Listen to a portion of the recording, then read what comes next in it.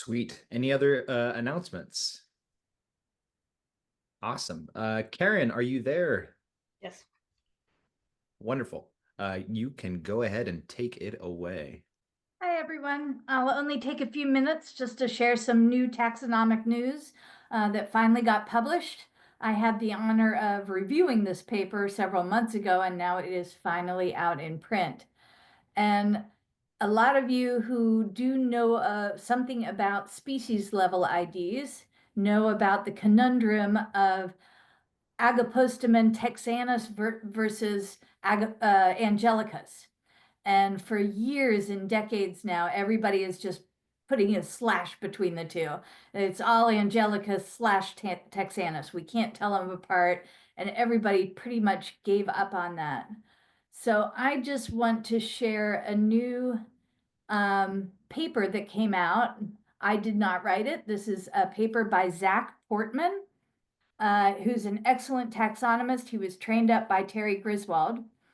And he finally solved this mystery, this conundrum between angelicus and texanus. But he found 3 different species. So he has I forget the word for it, but he has brought an old name back from way back in the past. When these things were first described, there was a species called subtilior that then was sunk into the whole angelicus texanus group after that. And so the name went away for a long time, but now it's back. And that is what we have in Washington. So the map B is subtilior, which is the new name coming back into existence for the doubly punctate Agapostemon in Washington. The top map, map A, is the distribution of angelicus. And it does occur in Montana, so we'll probably have to keep an eye out in eastern Washington and Idaho, because angelicus might breach the border there. But this paper is great, and it, let's see.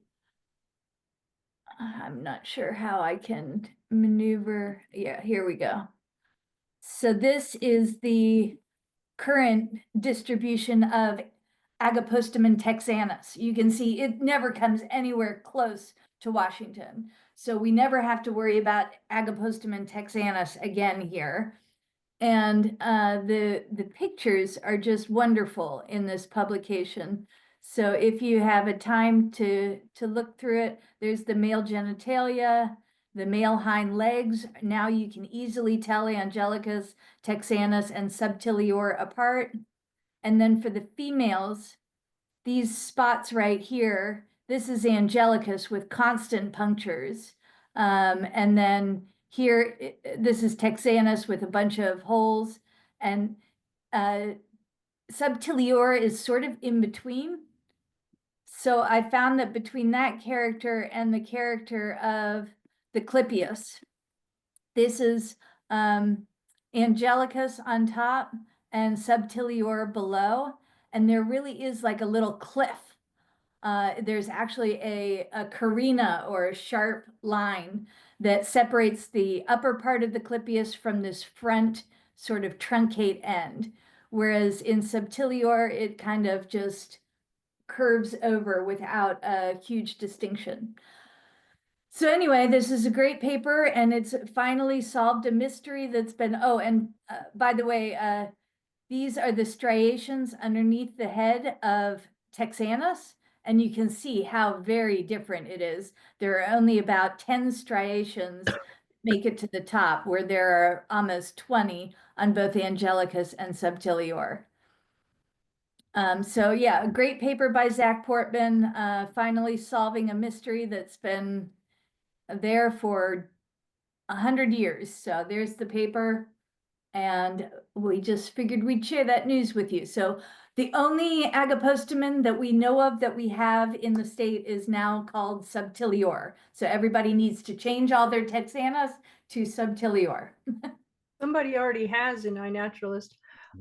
Tina spotted that and asked me, what's going on? And can you, do you have the the link for that and put it in the chat? Is that possible? Yeah, let's see. Yeah, I noticed and I am a naturalist, but I have the most texanus bees ID, and all of a sudden I got all these notices. I'm like, what the heck is going on? So what's the common name for it? Because we call the texanus a Texan, striped sweat bee. So what's the common name for subtilior? Just a second. As I'll look far it up. as I know, they're all just the metallic sweat bees. I think Okay. it's the Washington metallic sweat bee. Okay, there we go. You just did it. Great. Thank you so much, Karen. Really appreciate that.